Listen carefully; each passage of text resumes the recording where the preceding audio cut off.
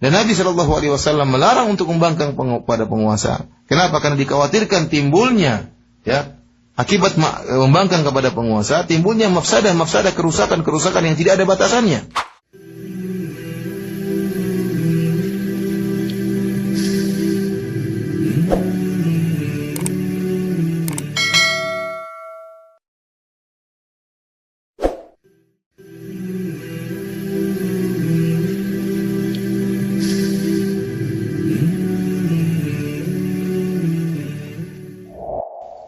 ثم أورد رحمه الله تعالى حديث أبي هريرة رضي الله عنه قال قال رسول الله صلى الله عليه وسلم من أطاعني فقد أطاع الله ومن عصاني فقد عصى الله ومن يطع الأمير فقد أطاعني ومن يعص الأمير فقد عصاني متفق عليه.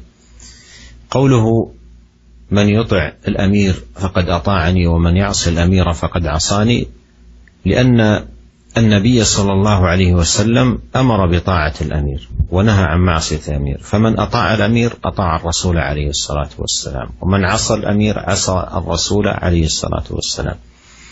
والنبي صلى الله عليه وسلم عندما أمر بطاعة الأمير ونهى عن معصيته إنما أمر بذلك لما فيه من المصالح العظام والخيرات الكبيرة والمنافع العميمة، ونهى عن معصيته لما ترتب على معصية من مفاسد لا حد لها ولا عد. قد مر معنا إنه لم يكن من نبي إلا كان حقا عليه أن يدل أمته على خير ما يعلمه لهم وينذرهم شر ما يعلمه لهم، فطاعة الأمير خير ومعصيته شر، ولهذا أمر النبي صلى الله عليه وسلم بطاعة الأمير وعدها من طاعته، ونهى عن معصية الأمير وعدها من معصيته صلوات الله وسلامه عليه. Kemudian Al-Imam Nawawi rahimahullah membawakan hadis berikutnya, hadis yang ke-9 dari Abu Hurairah radhiyallahu ta'ala anhu, di mana beliau berkata, Rasulullah SAW bersabda, "Man ata'ani faqad ata'a Allah." Barang siapa yang taat kepadaku, maka dia telah taat kepada Allah. "Wa man asani faqad asallah." Barang siapa yang bermaksiat kepadaku, tidak taat kepadaku, faqad asallah, maka dia telah bermaksiat kepada Allah Subhanahu wa taala. Kemudian perhatikan kata Nabi SAW, "Wa man yuti'il amir faqad ata'ani." Barang siapa yang taat kepada amir, penguasa, maka dia telah taat kepadaku. Wa man ya'sil amira faqad asani, dan barang siapa yang bermaksiat membangkang kepada penguasa, maka dia telah bermaksiat kepadaku. Muttafaqun alaih, diriwayatkan oleh Imam Bukhari dan Imam Muslim dalam sahih mereka berdua.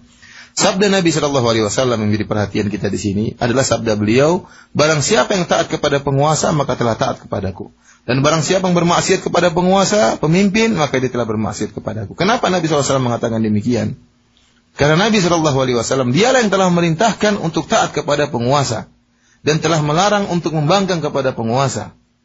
Oleh karenanya barang siapa yang taat kepada penguasa, sungguhnya dia telah taat kepada perintah Nabi sallallahu alaihi wasallam. Dan barang siapa yang bermaksiat membangkang kepada penguasa, sungguhnya dia telah membangkang kepada perintah Nabi sallallahu alaihi wasallam.